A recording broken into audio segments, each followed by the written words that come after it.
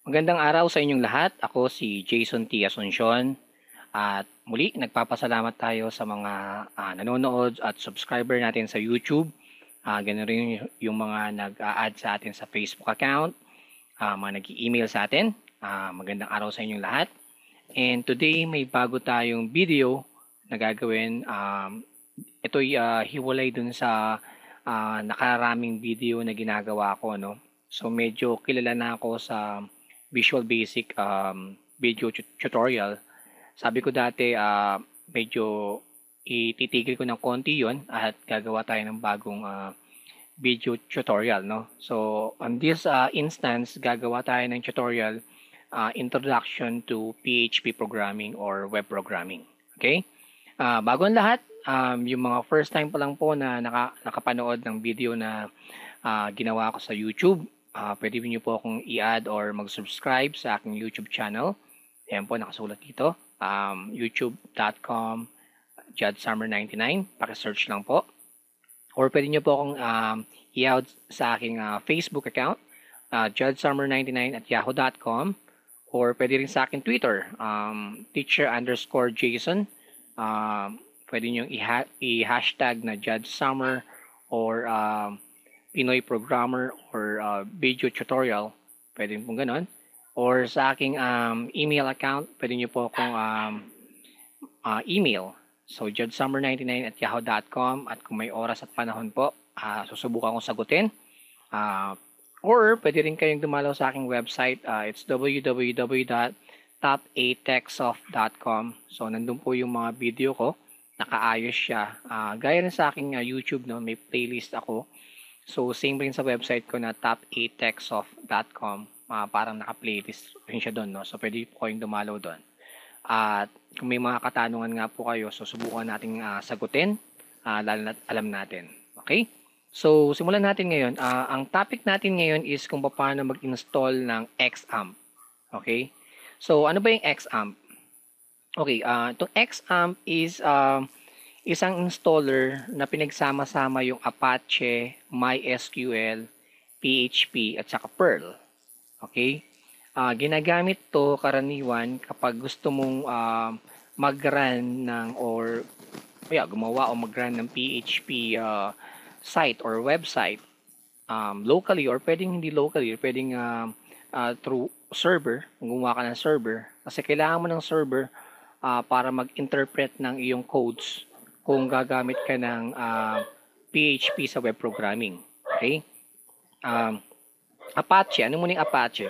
Ang Apache ay isang open source server. Okay? Sabi ko nga sa inyo, kailangan to pag gagawa kayo ng website. Okay? Kailangan nyo ng server. Yung MySQL naman ay isang database.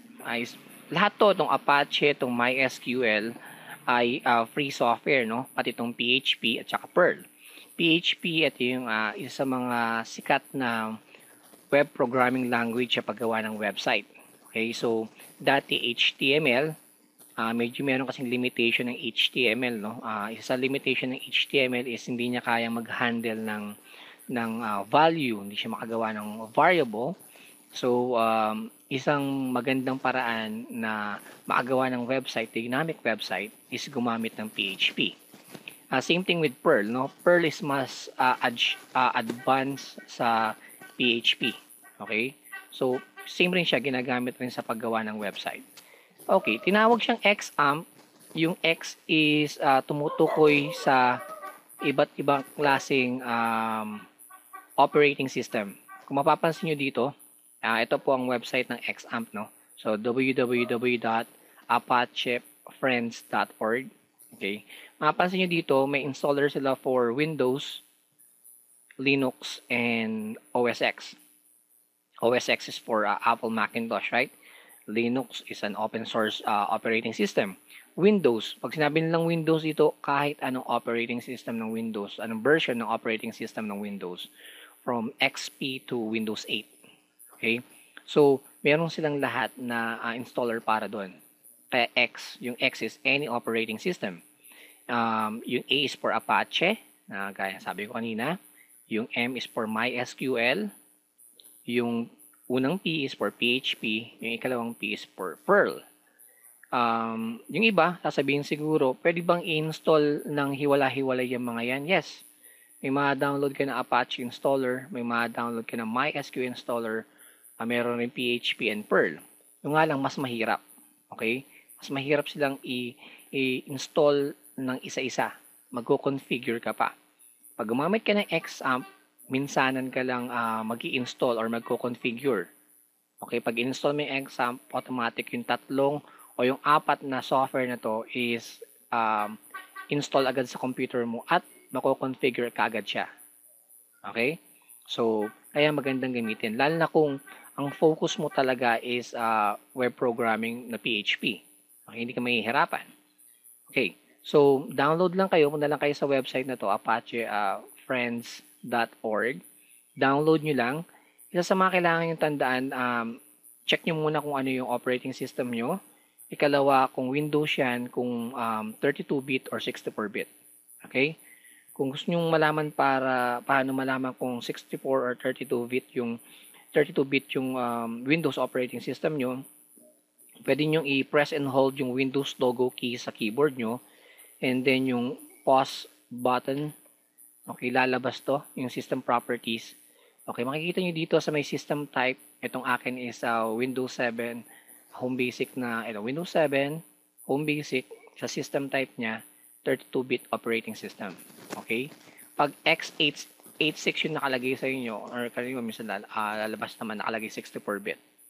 Okay, so pag 64-bit, dapat yung 64-bit version ng XAMPP ang i-download nyo para gumana sa inyo. Okay?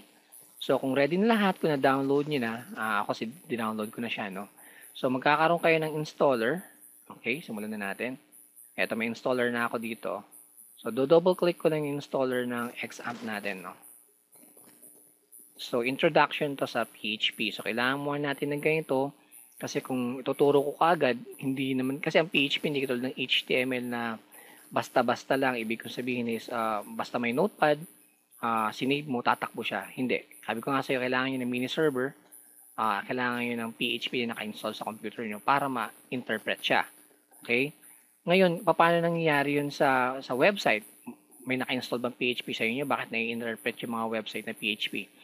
Hindi. Kasi server-side programming yung ginagamit ng PHP. Ibig ko sabihin, pag client-side website kasi, ganito nangyayari. Pag dinalaw nyo halimbawa lang ang Yahoo, client-side ang Yahoo, pag dinalaw nyo ang Yahoo, kukunin nyo yung code sa Yahoo, i-interpret ng browser nyo. Browser is Internet Explorer, Google Chrome, or Firefox. Pag server-side, pupunta kayo sa server ng website na pupuntahan nyo at siya yung maglalabas ng buong code. Hindi nyo makikita yung code, interpreted na kagad. Okay, hindi mananakaw yung source code mo. Ang makikita lang yung source code mo ng HTML, pero yung PHP hindi nila makukuha kasi ang makakapag-interpret lang nun is yung PHP na naka-save dun sa server. So, isa rin siyang secure type of web programming. Okay? So, yun. Nag-run na tayo ngayon. May lalabas na ganito. So, click run lang. Wait lang tayo ng konti. Isa sa paalala ko lang kapag kayo nag-install ng XAMPP sa local server or sa computer nyo, paki-check lang yung antivirus nyo. Tulad nito, nagtanong siya, it seems that you have an antivirus running. In some cases, this may slow down or interfere the installation of the software. Please visit the following link to learn more about this. So, ako kasi merong antivirus na naka-install, no? So, pwede nyong i-disable or hindi. Pero mas maganda kung naka-disable siya. Okay? Para mas wala kayong problema. Okay. So, halimbawa, ako hindi ko na-disable, no? So, continue installation. Click yes. Lalabas na naman to. So, click next lang. Ito lang yung parang welcome ng XAMPP setup wizard nila. Click next. Okay. Dito sa next window na to, tinatanong lang kung ano yung mga i-install mo. Okay? So, automatic, naka-default yung Apache, di ba? Kaya natin i-install to, naka-default siya. Yung MySQL, hindi siya naka-default. Ibig sabihin, naka-default siya na naka-check, pero pwede mo siyang i-uncheck. Pero yung nga yung punto, di ba? Kailangan natin install yung Apache, MySQL, PHP, tsaka Perl. Kung tatanungin niyo ako, kailangan ko ba ng MySQL pag nag-PHP ako, logic, hindi. Totoo lang hindi. Kahit wala kang MySQL, pwede kang mag-PHP. Pero kaya ka nga nag-PHP kasi gusto mo ng dynamic website. Ibig sabihin, makakapag-store ka ng data, nakakonect sa isang database, pwede magbago yung values ng mga data kasi may database ka. So, ang database na ginagamit nga is MySQL. Okay? So, next, FileZilla is a file transfer protocol software. Kung sasakali halimbawa ganito, meron kayong server or virtual private network. Okay, o server. And gumagawa rin kayo ng website nyo dito sa computer nyo at gusto nyo automatic na ma-upload yung ginawa nyo sa computer nyo dun sa server nyo. So, gagamit kayo ng FileZilla. So, may check rin naman siya. Mercury Mail Server is okay for email yan. Okay, Tomcat is an Apache version. Okay, so it is a server na ginagamit. Okay, basically for Java. Okay, then PHP, siyempre kailangan natin yan. Perl, okay, kasama rin dun sa XAMPP, di ba? XAMPP. Mga program languages, PHP MyAdmin. Ito yung parang GUI ng PHP, no? So, may GUI siya, web analyzer, and fake send mail. Ito kasi, kaya meron itong mga to, parang add-ons lang siya dun sa server nyo kung gusto nyo mag-server, which is yung Apache. Pero on this instance, kailangan lang natin is yung Apache, yung MySQL, yung PHP, okay? Yun ang kailangan natin sa Perl. Pero, hindi makakasakit sa computer nyo kung install nyo silang lahat. Okay? So, pwede nyo install lahat or pwede kayong magtanggal ng values na hindi nyo gusto. Okay, sa instance na to, i-install ko lahat and click next. Okay, sasabihin niya kung saan i-install. Ang default niya is sa drive C. Gagawa siya ng isang folder doon. Ang pangalan ng folder is XAMPP. Okay, so click next nyo lang. Okay, ito yung mga pinapakita niya, no? Na pwede mong i-incorporate kung sakali sa XAMPP mo. So, ito yung logo for WordPress, Drupal, and Joomla. Okay, bibigyan ko lang kayo ng intro sa tatlong to, no? So, lahat to, ang tawag sa tatlong to, sa WordPress, Drupal, and Joomla, ang tawag dito ay, tawag na nga ba dito? Tawag dito ay CMS, Content Management System. Isang tool sa paggawa ng website. Okay, although PHP yung ginagamit, pero may tool siya, no? Na ginagamit na nakabuo na interface para gumawa ng website. Pero yung language sa likod niya, PHP pa rin. Mas mabilis makagawa ng website kung gagamit ka ng content management system or software tulad nito. Okay? Actually, pagkatapos nito, actually may balak akong gumawa ng mga video tutorial sa paggamit ng Joomla. Kasi kahit ako Joomla yung mga website na ginagawa ko. At the same time, magbibigay rin tayo ng mga basics on PHP. Okay, PHP programming, tsaka Joomla. Kasi, although yung Joomla is may GUI, kung marunong ka ng PHP, pwede mong i-hack. Yung sabihin ng i-hack is ayusin mo ng konti, based sa preference mo, may konti kang gustong i-edit or baguhin, magagawa mo kung marunong ka ng PHP kahit nasa Joomla ka. Okay, so yun yung kagandahan. Okay, so click next ko lang to. Okay, actually, try niya pumunta sa isang website, no? Para i-check sana yung mga add-ons na yun. Okay? On this instance, disable ko yung internet ko para mas mabilis yung processing ng computer ko. Just click next here to continue the setup. Okay, currently installing na. Okay, so again, sabi ko nga, magagamit nyo to, no? Lalo na, ako kasi ang ganito ginagawa ko. Although may server or virtual private network yung mga website ko, tinetesting ko muna yung Joomla, halimbawa, tinetesting ko muna yan sa local computer tulad nung akin. Tinetesting ko muna siya, pag maganda, i-upload ko na. Or, check ko yung codes, yung PHP code niya, dinadagdagan ko, binabawasan ko, or ini-edit ko ng konti para mag-suit dun sa needs na meron ako. Okay, so yun ang kagandahan ng meron kang XAMPP na naka-install.